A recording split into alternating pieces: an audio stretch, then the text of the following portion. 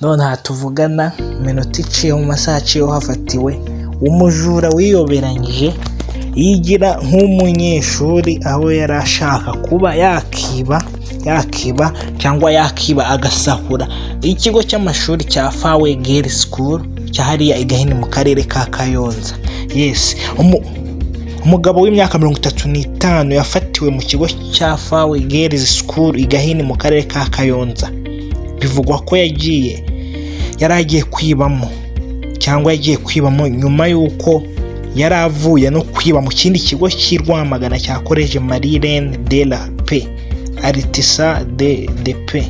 Yari yagerageje kwiyoberanya yambara umwambaro w'ishuri w'abakobwa wo muri icyo kigo cy'Irwamagana.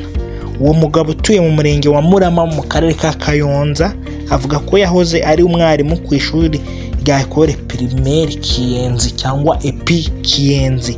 Iri shuri rikaba riherereye mu murenge wa Gahini hariya mu karere ka Kayonza. Ngayo nguko rero abantu bakomeje kugenda bagira imitwe myinshi cyane, abajura ndetse n'abateka mitwe. Nk'uyu mupapa w'imyaka 35 rwose yakubisemo ijipo n'agashati muramureba, ubundi avuga ati reka njye gusahura ikigo cy'amashuri dore ntabwo biba byoroshye. Yes, rero birasabwa tube maso, tumenye abo dukorana, tumenye abo turi kumwe, kuko abantu babaye abajurano bagiye batandukanye. Yes, nk'uko inkuru tuyikesha ikinyamakuru Kigali Today, hari abantu rero bagiye batanga ibitekerezo byabo, katugende tubasomera ibitekerezo byabo. Nk'uwitwa Cyprien yavuze ngo wowe bamuhane ni umujura kabisa.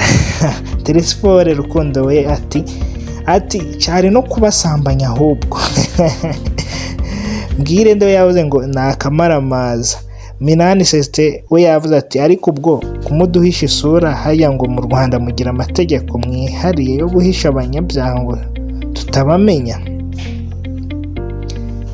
Eugene ati ngo kanone ziraha. Mbarushimana Gilbert nawe yibazaga niba uyu mujura yarahoze ari umwarimu. Undi nawe ati umva ndumiwe tu. Yes, ngayo nguko rero aho igahini muri Fawe Girls School umujura karundura uhafatiwe yigize umunyeshuri yambaye ijipo yambaye ishati. Yes, rero tugomba kuba maso. Mwakoze cyane kudukurikirana. This is Imanzi Media TV.